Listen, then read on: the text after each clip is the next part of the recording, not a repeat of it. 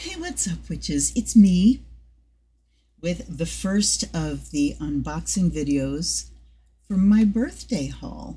And there will be at least 3, 4, maybe 5 others. I'm not done shopping yet. So the deck today is one that I've been looking at on my wish list for a while, and it is the Magickal Botanical Oracle. This was a gift from my kids. And it says here, well, just some text. We call to the element of earth in the great blah, blah, blah, blah. And here it says, Plants from the Witch's Garden. This is by Maxine Miller and Christopher Penczak. And it doesn't say which does which, but we'll find out. So we have Plants from the Witch's Garden, same thing there. This is a Los Garbeo deck. The Magickal Botanical Oracle is born from a deep love of the green world as seen through the eyes of the witch. What you have with you is a system bringing together some of the most unusual, interesting, and magical plants found in the witch's world. While not everyone is called to follow the path of the witch and walk between the worlds, all people are special, each with unique gifts and talents to offer the world. Likewise, all plants are special.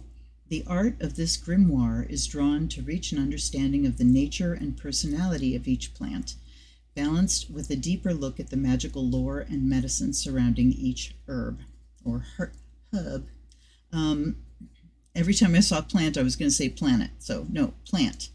Contains a oracle deck. Contains an oracle deck of 33 cards and a 224-page color companion book. Nice, sturdy. We're getting all different sizes and shapes of boxes now, aren't we? My shelf is getting chaotic because of it. The box is black inside, but no special surprises. We have a ribbon pull to get out the incredibly chunky book. And I will tell you, I have looked through this deck, but I didn't look to retain information so that I can give you my fresh impressions while I'm going through.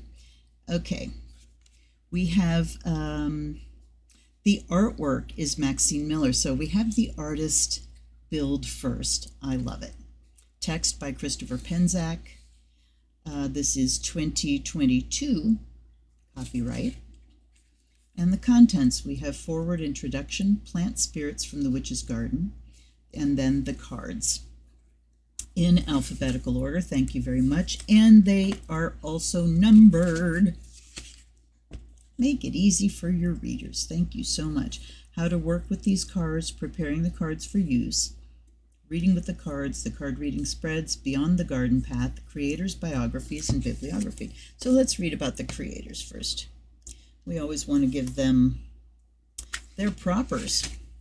Maxine Miller, the creator of dynamic and detailed Celtic and occult artwork, started her career amidst the glitter and grime of the punk rock era in Hollywood, California. Maxine had a long and varied career doing graphic art for the music and movie business, working for rock bands and divas from Batman films to Madonna's tours. Maxine also created demon art for the hit TV series Angel and the movie Constantine. She also created costume sketches and props for many skills. Despite the excitement of show business clients, Maxine felt artistically unsatisfied, so she began to follow her instincts and produce her own projects. What followed was a collection of artwork that reflected her reverence for nature and love of Celtic lore. Here, she has found international success and artistic fulfillment. Her work has been compared to Beardsley, Erte, and anime and graphic novelists, but her influences actually run back to the ancient cultures and pre-Raphaelite movement of the 19th century. I'm reading through because I want to see, what other publications, but I don't see any. Maxine's designs of Celtic and occult subjects have been applied to sterling silver jewelry, statuary, bas-relief plaques, silk-screened apparel, and fine art prints. Prominent people in the art and entertainment scene collect her rare fine art pieces, and her tattoo designs are proudly decorating grateful patrons all over the world. Okay, and it's kind of weird that they don't put all of her stuff like right with her bio, but they list, here's the author, and then they list their contact points separately. Christopher Penczak is a witch teacher and award-winning author of over 25 books on modern witchcraft, healing, and spirituality. He is the co-founder of the Temple of Witchcraft religious nonprofit organization and the creator of the Temple of Witchcraft Mystery School and seminary education programs. After many years independently teaching the program, he worked with the graduates to create a cooperative organization to expand and apply the teachings and serve the greater community with a wide range of ministries.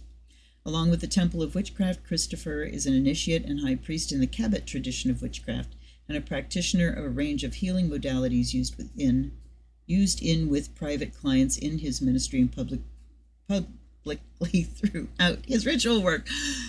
Help me. With a focus on expanding the culture of the witchcraft community, he co-founded Copper Cauldron, an independent publishing company, to support his own vision and that of the Temple of Witchcraft community.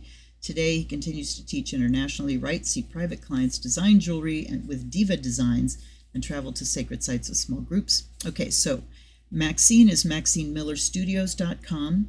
She's also on Twitter and Instagram as MaxineMiller999. Facebook, Maxine Miller Studios. ChristopherPenczak.com, @Penczak, Christopher Penczak, author and teacher on Facebook. Okay, so let's take a look at the introduction. So Maxine wrote the foreword. The magical botanical oracle is born from a deep love of the green world as seen through the eyes of the witch. Witches see all things as alive, animate, and willing to commune with us if we're willing to stop, slow down, listen, and commune with them. The art of each plant is drawn from this ability to tune in with the eyes that can see and the ears that can hear to reach an understanding of the nature and personality of each planet, balanced with and verified by a deeper look at the magical lore and medicine surrounding each plant. Okay, so it brings together all kinds of things. Not every one has access to so many unusual plants, talking about we live in different climates, blah, blah, blah. Okay, Maxine's love of plants, plant spirits from the witch's garden. Each of these cards embodies a living plant spirit, not an archetype or idea, but an entity rooted in the material world of the flora, while living in the mystical dimensions between the seemingly ordinary world and the world of the spirits. When approached properly, they act as healers, teachers, and guides to those of us who would dare to seek them out. Okay. While many witches could discuss their beliefs in terms of complex theology and magical theory, our most simple teaching is that everything is alive. Everything has energy to it, a vital life force. And you know that the definition of life is broader than what we give it. Let's say that too. It has a vital life force from something as grand as the sun to something as small as a drop of water. Many consider the natural or primal things to have more of this vitality to them than, say, manufactured objects. While that is mostly true, natural objects can have a wild vitality, while handcrafted items or ritual objects can still be potent due to the time and care put into crafting them from the wild. Mass-produced items have the least vitality, but can often be imbued with more from a magical practitioner. Yes. So we're talking about each plant has its own overarching collective spirit. The collective magic of the plant contains what is often known as its spirit medicine. The animating intelligence of each plant embodied in each card is what can offer a different non-human perspective on our situation. So let's read this little prayer here. By the balms and banes and sacred tree teachers of old, by the mystery of the gardens and the wisdom untold, by the forest, by the hedge, by the bog of the deep, we call to the green ones, who conjure the tears of joy and of sorrow that we all weep. Open the gates, show us the way, teach us the mysteries beneath the star-covered night and the light of day. Blessed be. How wonderful! So the following are the 32 plant spirits depicted in this oracle deck. When appropriate, the common name will be followed by the Latin as well as some of the traditional correspondences. In magic, a proven adage among witches and magicians alike is as above, so below, meaning that patterns repeat themselves on different levels. Known to many as the principle of correspondence, This axiom shows that everything corresponds to everything else, bringing magical associations of the traditional 4 elements as well as the planets of astrology. In turn, each of these concepts is associated with the following. So here are the 4 elements and their symbols and what they stand for. The planets and all their glyphs and a basic keyword for each one. Along with the correspondences above, each plant is described in terms of its magical meaning and plant spirit medicine, helping show the nature of this witch's plant and why it is included in the collection. We complete each plant entry with the divination meaning, reverse divination meaning, and affirmation. I love that decks are all including like affirmations now. Now, here's a symbol. Very important. Poison. Many of the witch's herbs are poisons, and we have indicated them with the red poison icon. When in doubt to the level of toxicity, we have erred on the side of caution. Poisonous plants must be respected, and since this is an oracle deck, we are not advocating ingesting or using these herbs topically, but to focus on their magical spiritual qualities as spiritual allies. I like that. And then we're off, and each entry pardon me, has a full page image of the card, so an even bigger image of the card, and then title, Latin name, planets, element, air, so they list all of that. Then we have magical meaning, plant spirit medicine, divination meaning, reverse divination meaning, affirmation. To go to the back and look at the spreads, just see what they offer here. Then we have, the section on doing readings. Hold on. Whoa, there's a lot here. So after that, we have how to work with these cards. Affirmations, magic with the plant spirits, a protection spell. Heart healing. So we actually have spreads that are used as spell work. A love spell, a prosperity spell. This is awesome. Meditation and journey. Sweet. Look at this doorway. Readings for self, readings for others, preparing the cards for use. Reading with the cards, informal ritual, formal ritual, the card reading spreads. Okay, so we have the 3 fates. Then we have example readings for each one of these. We have Forest Crossroads, which is 5 cards. The Heart of the Garden, which is 10 cards. That looks like a Celtic cross. We have the Fairy Star, which is 7 cards.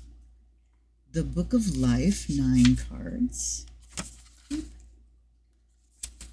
The Tree, 10 cards. The Stars of the Earth, 13 cards. That looks like an astrology spread. And then we have Beyond the Garden Path. Wow, lots and lots and lots to read in here, and like a magical education in plants. So the box has this little inset for the cards. Here are the card backs. I just love the black and the antique-y looking colors. So you can see that the backs are directional.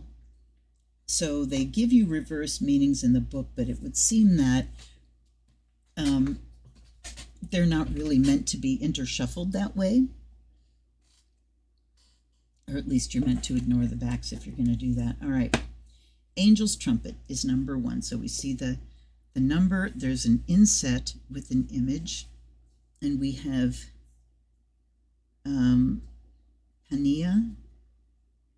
Francisco, Datura, Brugmansia, Suaveolens.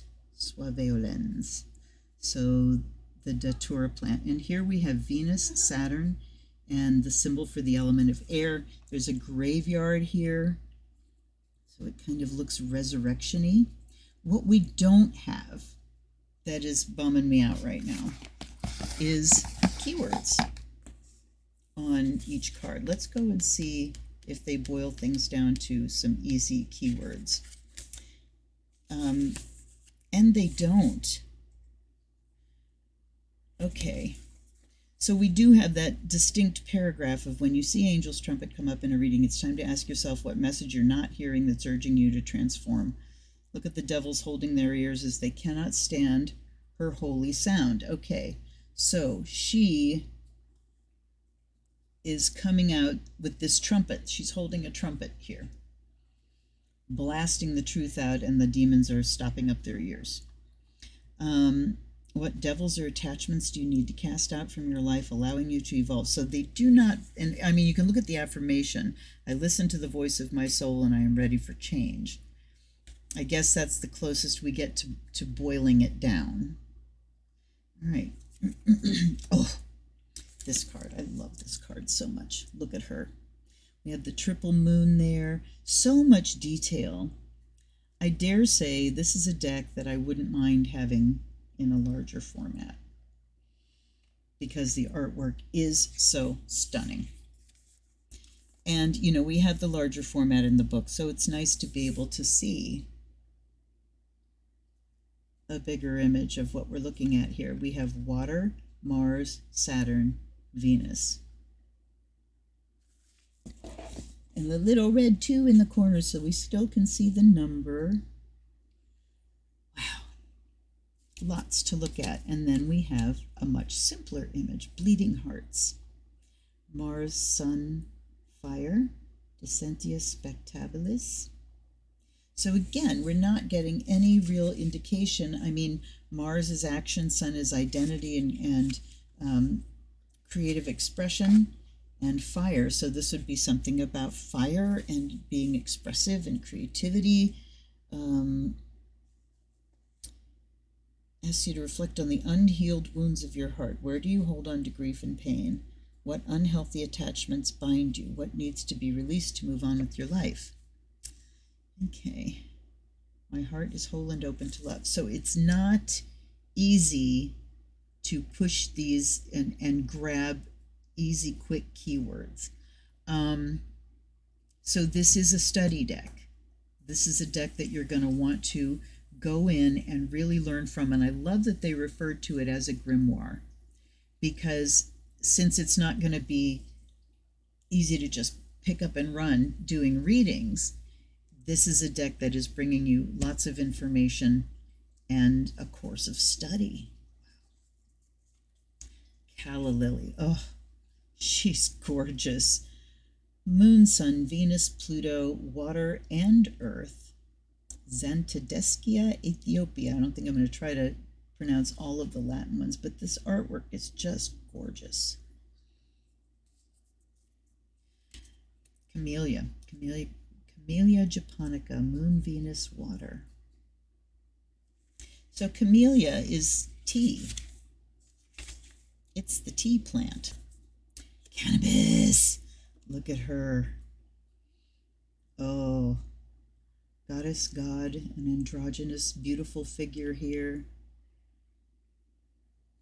It's just gorgeous. Look, we have this crowned lion with a staff. Moon, Venus, Saturn, Neptune, Water, and Earth. Dandelion. So they have the French name Dent de Lion, which means lion's teeth. In French, they also call dandelions pissenlit, which means piss the bed, because it's a great diuretic. All right. Dragon tree, Dracaena, Draco. Okay, I've had Dracaena plants. It's also known as dumb cane, because it can like paralyze your vocal cords, I think, if you eat it. That's what I happen to remember anyhow. Let's see. And I'm surprised that we don't. Okay, dragon's blood. They do go into some botanics, not a whole lot. Okay. Fly agaric, that's an Amanita mushroom. Amanita muscaria. And I'm looking to see, which I haven't yet seen, the poison symbol, because I thought Amanita was terribly poisonous. Let's see if it's in the book. Yes, it's in the book. I would think it would be important on the card as well, but it is there. Hellebore. Oh, that's gorgeous. So there's a very Art Nouveau, very lyrical, sinuous, organic line. So nice. This is Conium maculatum. This says Socrates, and this says you will be my death. So, but I mean, is you will be my death the plant name? Hemlock. Okay, it's hemlock. This card does not say hemlock on it. So that's making me grumpy because it's inconsistent. It's internally inconsistent with itself, and that bugs me. All right. Henbane. Hyoscyamus niger. Saturn, Jupiter, Earth, water. Look at this snake. It gradually turns into a skeleton. And then stone. That looks like stone. Holly. There's the Holly King. I'm not seeing, it. Yeah, I mean, that card had some color. There's some color, but not every card has color on it. There's a little bit of red. So color is just used selectively. That's interesting. Ivy. Lavender. Would have liked to see some lavender color there. Love Lies Bleeding. It's such a beautiful name. Amaranthus caudatus. Mandrake. There's some more color. So that's the cover of the book. Moonflower, Ipomoea alba. So this, the very first one here, Datura, is also known as moonflower because it opens into like this dinner plate sized beautiful white flower. But this one is poisonous, I do believe. No, really? I thought for sure Datura was poisonous. Anyhow, this moonflower is Ipomoea, which means it's a type of morning glory, but it blooms at night, and the flowers are white. And it tends to be a little bit bigger than the morning ones. Here's oak, Quercus robur. So we do have a tree, but if we have the Holly King, we have to have the Oak King, right? Poppy. Oh, that's beautiful. So again, very selective use of color. And I think this is the first one I've seen that has two different colors on it. Three different colors. A red and a hotter pink and a yellow. This is rose, by the way. Earth. So this has the entire tree of life, and the Sephiroth are named with their planets. We have Malkuth, Earth, Netzach is Venus, Hod is Mercury. So, wow, very complex drawings and just beautiful. Here's Rue, Herb of Grace. Sorcerer's Violet. Ooh, look at Sunflower. It really does give a great pop when it shows up, doesn't it? Look at the little bees pulling the chariot. So that tells me there's an allusion also to the chariot card. There's Thistle, and this says, none touch me with impunity.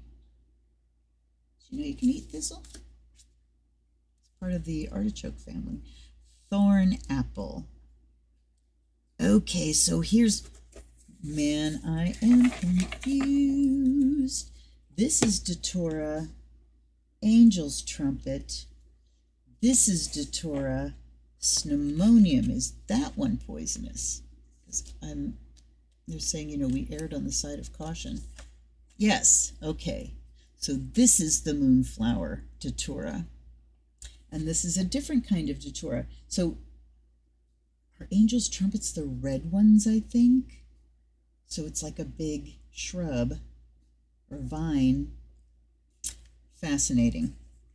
And that one indeed is poisonous. And we have Luna moths, and we have, you know, it's called moonflower, but moon is not on here. That's fascinating.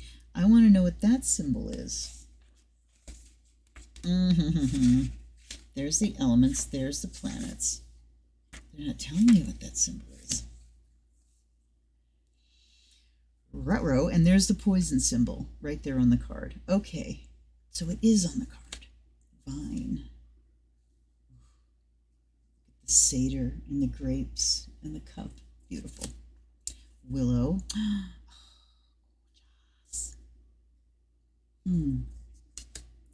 Wolfsbane. Ooh. We have rune names here. There's runes, and then there are their names. Wormwood, Artemisia absinthium. Then we have yarrow. Oh, look at that. Greek. Yew. I didn't know yew was poisonous.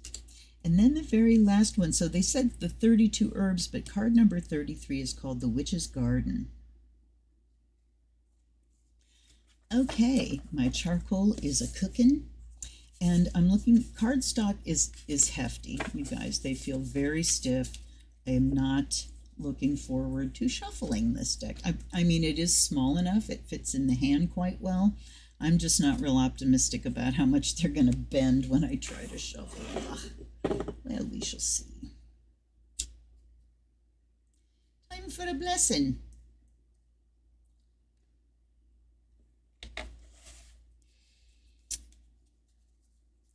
Wait, what's happening here? Why the... I don't know how that happened. Anyway, by air and fire, may you be purified and charged. And those two elements bring in inspiration, insight, and vision. And by water and earth, may you be blessed and made whole. Let's get the book too. All right. Get the books out the way. I will try not to blow your ears off. Fair warning. By the sound of the bell, may the spirit awaken within you. The spirit of the plants. Guides and guardians, allies and ancestors, spirit of the plants, I ask you to be here with us. I give gratitude for your presence, and most especially the spirit of the plants. Please come to life in this deck, and my guides help me to translate these messages. I offer you fresh water. I offer you the fire of Azrael. I noticed that sage wasn't in here. So it's going to be interesting to see, you know, which plants have been chosen. Here comes a shuffle. I mean, I should be able to do it, but wow, they're just, oof, they are stiff. But you can. It's just, if you bend them too hard, they're going to stay bent. It's that kind of cardstock. Cardboard stock. All right, let's do a couple more here. And of course, we're going to ask just for what we really need to know, with an emphasis on my kids. What do they need to know? What do you need to know right now? And I mean, you see I'm going and going and going, so obviously they're shuffleable. Okay. Cut shuffle is fine. All right. I would like 3 cards, please. Now let's look at the 3-card reading back here just to see. The 3 fates. The past, the present, the future. Oh, that's easy. And you know, they are saying in the example, ivy reversed, rue and oak. I'm not going to reverse any. We're just going to go straight up. I might pull in reverse meanings just to see what they say. And I will read the whole entry for the first card, but probably not for the other 2. There's a lot. Okay, what do we... Taking off the top. Where am I?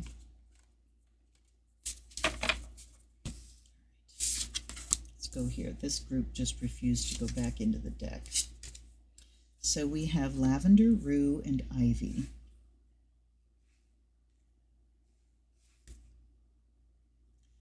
All right. 15, 22, 14. I mean, I couldn't have shuffled them any better. Let's see. Lavender, Lavandula augustifolia. The planets are Mercury and Jupiter. And I'm looking here to see. Very interesting. There are some inconsistencies. So like with hemlock, they didn't actually have the name of the plant on the card. Every other card has this little inset that shows the planets. This one does not. So again, they're internally inconsistent. That bugs me. Okay, see, planets there. Planets down the side. There. There.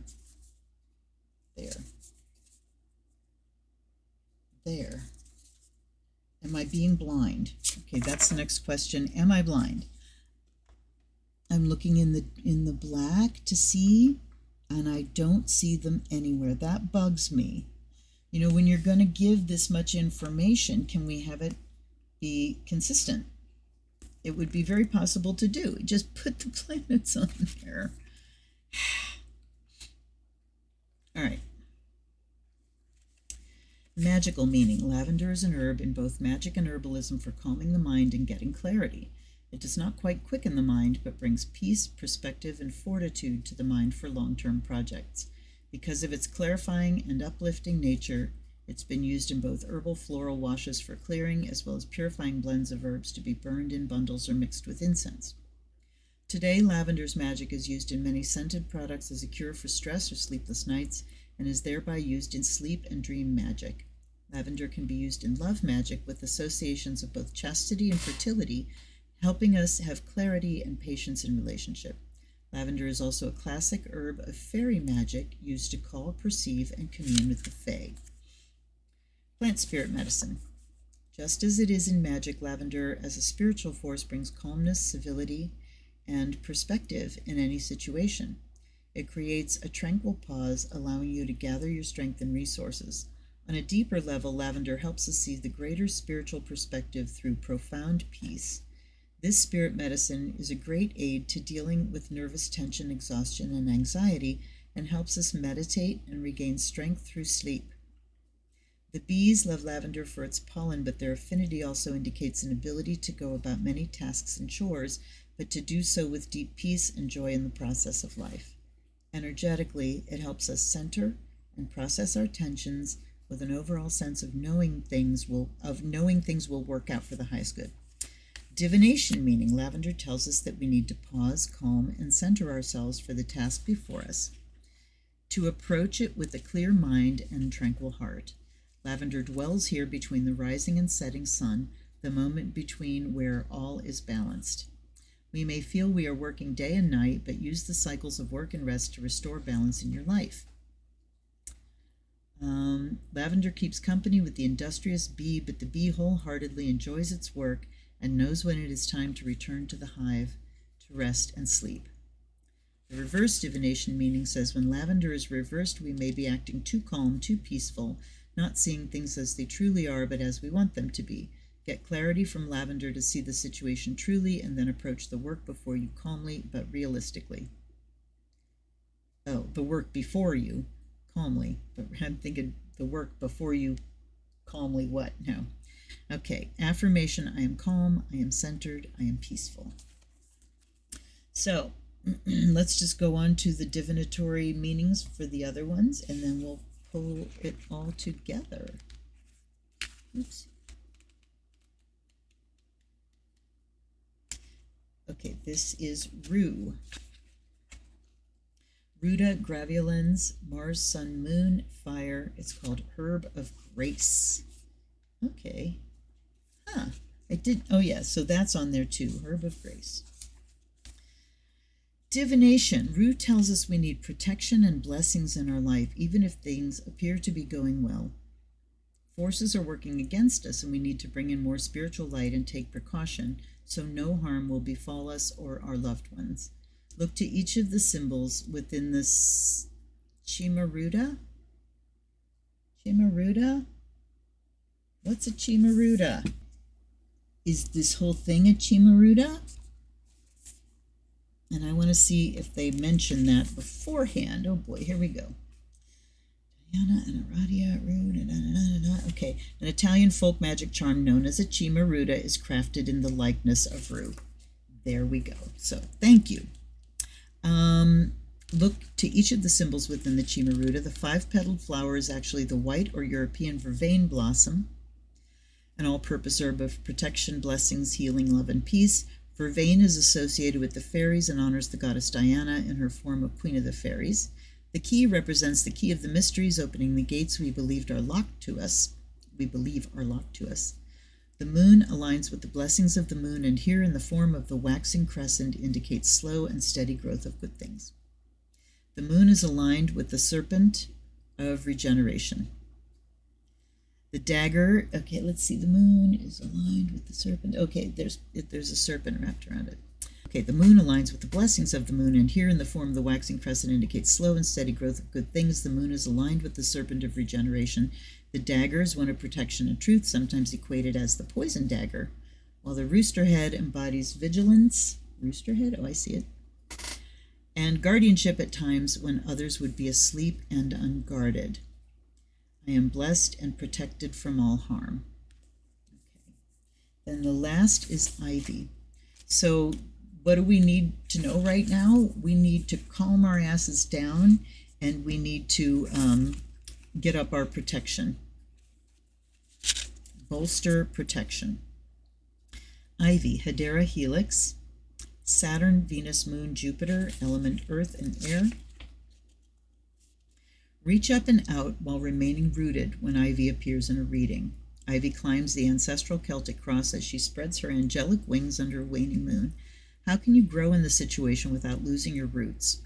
What must you bind to protect you or bring closer to you to unite with it? Ivy can indicate good luck and abundance even when others around you are struggling. I am rooted in the blessings of my life. So we're talking about here, and I'm seeing now with that last one that it is really important to read the entire entry, at least when you first begin working on this deck, because they are going to give you information and folklore and stuff that you might otherwise have to go look up. Okay, so growing up schools, growing up old things like fidelity, grounding in the material and in the body, even when to do so is painful. All right. Ivy coaxes us back to our body to be grounded, rooted, and centered, particularly when we feel like life is not worth living and do not want to survive the trauma. Helps us reach for the light, but survive in the dark times until the light of our lives returns. Ivy helps us build a strength and toughness without sacrificing our sensitivity. Yay! It helps us find opportunities in misfortune to grow and thrive despite being difficult to do so. So we need to get calm and clear. We need to protect ourselves. We need to get grounded in the body and in the material. I mean, that's a pretty strong, potent message, wouldn't you say? I'm going to look randomly at another one. Vine is what I turn to. And like satyr of good cheer, Mine shows up when things are going well. You have health, wealth, and happiness, open to blessings. So yeah, that, you know, other cards have very different meanings, but these are like the basics. These really are like the basics of magic. You have to be rested and clear-eyed and calm, focused. You have to get up your boundaries, your circle of protection, your sphere of protection. You know, when we cast a magic circle, it's not a circle, it's a sphere. And that sphere not only keeps out what we don't want in, and by protecting us with a strong shield, it allows us to drop our guard personally so we can really open up to what's going on around us. But the sphere also magnifies whatever happens within it. So when you raise energy within it, when you visualize the outcome that you're looking for, when you generate whatever energy you're generating and focus it through your brain, you know, through your mind, that sphere magnifies it. It's like a mirror on the inside, you know, everything multiplies. And then grounding, connecting with the earth. And this is this is like a couple sides to the same coin, because, and I would even switch them as far as magic goes. We want to ground and make sure that that our body is firmly connected with the earth, and it will be all systems protected, so that the spirit can then reach out, or, you know, go beyond the body.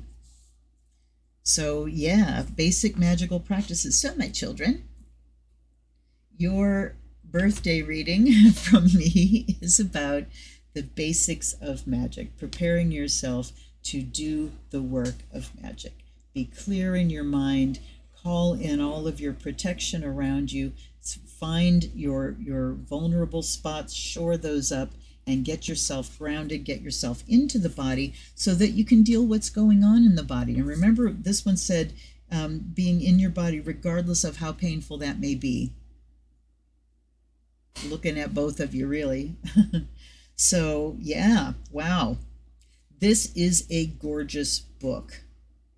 This is a book to have with you, you know, right next to your Cunningham's Magical Herbs, Magical Herbal Encyclopedia. I would say I absolutely adore the artwork. Is this a deck that I'm going to pull to do readings? Not really. But is this a deck that I'm going to pull to see what herbs can I use in this spell when I'm working on ta-da? Yes. Now, you know what else would be really helpful? I wish there was more done with just keywords and planets. You know what I want to see? I want to see a cross-reference index here. I want to see an index that says, here are all the Venus herbs, here are the moon herbs, here are all the Saturn ones. You know, here they all are according to their element. And I'm curious now. Okay, so air, and then water. Yeah, so it's like, are they grouped in any way? They're just alphabetical. But I would love to see a chart, and I guess this is where you could continue with your own grimoire using this deck, is go into your grimoire, and this would actually be, sorry, I'm fidgety. This would actually be an excellent exercise, is to go into your own grimoire, take this deck, and break them down that way. You know, put the moon, and then you can list all of the herbs that are associated with it. Put the sun, how many are associated with this? And you're going to get a really good idea. You know, they're going to start sorting themselves out in your mind much more easily. And we've got things like, there's some other symbols here that I don't understand. And I'm going to go back to Ivy for a second, because we not only have, we have the infinity symbol, but then there's this other symbol. And it's like, it's in a circle, and there's a little circle in the middle, and then there's three kind of rays coming out. And like this one, there's an eyeball in the middle of it. And then we have this one that doesn't even show the planetary symbols. So confusing. But, you know, do they even mention binding magic? I mean, that's the infinity symbol, and it sure doesn't say anything about that. No, it does not. You're leaving me hanging, guys. So much information, but then things that are just so obviously left out. That kind of bugs me. I mean, was that just an artistic thing? Or I would think, you know, the infinity symbol's there for a reason. All right. Anyway, little nitpickies aside, this is an absolutely beautiful deck. It feels magical. It feels like it belongs on a witch's shelf, you know? And I think this is going to be a very helpful thing in making sachets, in doing spell bowls, you know? What I love so much about witch talk and, you know, the whole craze that's going on is that young people are really devising wonderful things, you know, and doing spell bowls where, you know, it's all these herbs and things together in a bowl of salt, and you burn a candle in the middle of it. It's just great stuff. So I love seeing these projects, and this deck is going to be like a great aid to doing those kind of things. So thank you, my babies. I'm always so grateful when my babies get me a deck. Anyway, I hope you guys are having a great day. Thanks for hanging out with me. If you would like to buy me a deck, there's an Amazon wish list below, and if you do that, I will read for you on my unboxing, and feel free to send me a question along with the gift. I thank you in advance for anything you do to support this channel, including hitting the like button, subscribing, dropping a comment so we can engage. Yeah, thanks for all of your support. I will see you next time, and until then, this is Luna. Blessed be.